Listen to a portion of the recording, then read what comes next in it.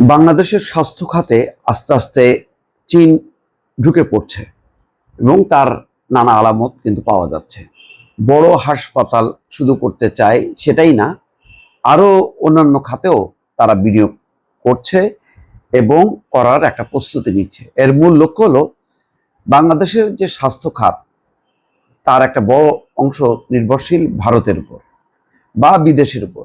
সেই জায়গা থেকে চীন বাংলাদেশেই বিনিয়োগ করে এই স্বাস্থ্য খাতে তারা ডেভেলপ করতে চায় এবং চিকিৎসা প্রার্থী যারা চিকিৎসার জন্য, উন্নত চিকিৎসার জন্য বা নির্ভরযোগ্য চিকিৎসার জন্য ভারত, সিঙ্গাপুর বা থাইল্যান্ডে দৌড়াতো, তাদেরকে দেশেই সেই ধরনের উন্নত চিকিৎসা দিতে চায়।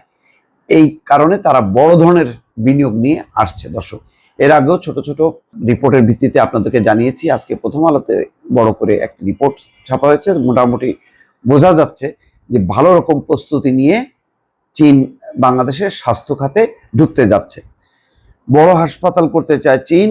এই খবরে বলা হচ্ছে বাংলাদেশে হাসপাতাল নির্মাণ সহ স্বাস্থ্য খাতে বড় বিনিয়োগ করতে যাচ্ছে চীন। হাসপাতালের নাম চায়না বাংলাদেশ ফ্রেন্ডশিপ জেনারেল হাসপাতাল রাখার সিদ্ধান্ত হয়েছে। হাসপাতালের জন্য ঢাকা, চট্টগ্রাম এবং উত্তরবঙ্গে জমি দেখা হচ্ছে। এখানে একটা বড় সমস্যা হচ্ছে বড় জমি হাসপাতালের জন্য।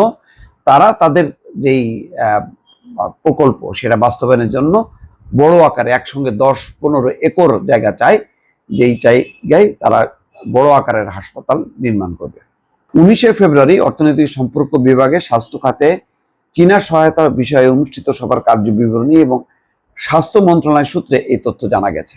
স্বাস্থ্য মন্ত্রণালয়ের কর্মকর্তারা বলেন, হাসপাতাল নির্মাণ ছাড়াও স্বাস্থ্যের অন্যান্য খাতে বিনিয়োগের সহায়তা দেবে চীন।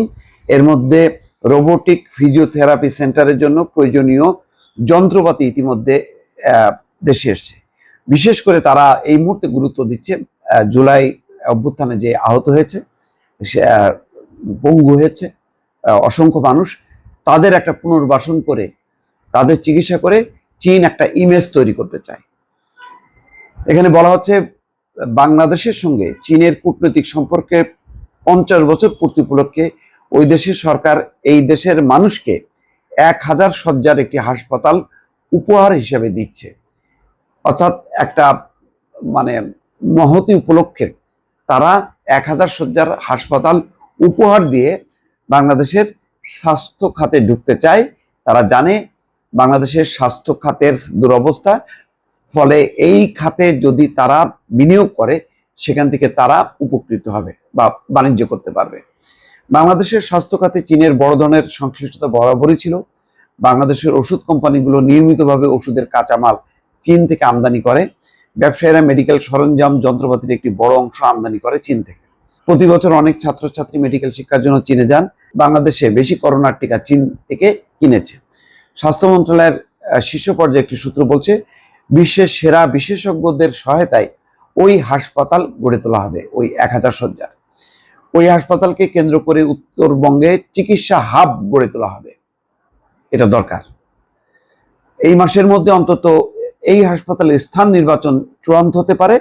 আর স্থান যদি চূড়ান্ত হয়, চীনের যেই অবকাঠামো নির্মাণের যে স্পিড, এটা অত্যন্ত দ্রুত গতিতে, তারা খুব দ্রুত গতিতে সেই কাজটা শেষ করতে পারবে। হাসপাতাল সহ স্বাস্থ্য বিনিয়োগ। 19শে ফেব্রুয়ারি অর্থনৈতিক সম্পর্ক বিভাগে স্বাস্থ্য খাতে চীনা সহায়তা বিষয়ে অনুষ্ঠিত সভা 3টি প্রকল্প প্রণয়নের সিদ্ধান্ত হয়। প্রকল্পগুলোর মধ্যে আছে একটা জেনারেল হাসপাতাল, আরেকটি টারসিয়ারি হাসপাতাল, অন্যটি হচ্ছে জুলাই গণঅভ্যুত্থানে আহতদের পুনর্বাসন সেন্টার। এখন তারা বলছে যে 500 থেকে 700 শয্যার হাসপাতালের জন্য একসঙ্গে কমপক্ষে 12 একর জমি দরকার। এমন জমি পাওয়া কঠিন। কর্মকর্তা বলছেন যে জেনারেল হাসপাতালটি মিরপুর উত্তরা, জেনারেল 100 শয্যার যে জেনারেল হাসপাতাল মিরপুর উত্তরা বা ধামরাই হইতে পারে। টারসিয়ারি বিশেষায়িত হাসপাতালটি হতে পারে দিনাজপুর, রংপুর, নীলফামারী বা উত্তরবঙ্গের কোনো জেলায়। এই 3 জেলায় যেখানে ঝামেলা মুক্ত 12 একর জমি পাওয়া যাবে সেখানে হাসপাতাল হবে। অন্যদিকে জুলাই গণঅভ্যুত্থানে আহতদের পুনর্বাসন সেন্টারটি পিজিতে অর্থাৎ বাংলাদেশ মেডিকেল বিশ্ববিদ্যালয়ে করার সিদ্ধান্ত হয়েছে। এই রোবোটিক ফিজিওথেরাপি সেন্টারের জন্য প্রয়োজনীয় যন্ত্রপাতি ইতিমধ্যে দেশে এসে গেছে বলে ওই কার্যবিবরণীতে উল্লেখ করা হয়েছে। তার মানে বুঝতে পারছেন, অর্থাৎ ভারতের, আমি আগেই বলেছি ভারতে যাওয়া লাগবে না, ভারতের উপর যে নির্ভরশীলতা ছিল বাংলাদেশের চিকিৎসা প্রার্থীদের, সেইটা এখন দূর করবে চীনের এই, যদি 100 শয্যার জেনারেল হাসপাতাল করতে পারে, এটা এত উন্নত মানের একটি হাসপাতাল হবে যে বাংলাদেশের চিকিৎসা প্রার্থীরা এখন বাংলাদেশমুখী হাসপাতালে যাবে, এবং একটা বড় মানে বৈদেশিক মুদ্রা যে চলে যেত, সেই মুদ্রাটার মানে ঠেকনা দেওয়াও সম্ভব হবে এর ফলে। দর্শক ভালো থাকবেন, আল্লাহ হাফেজ।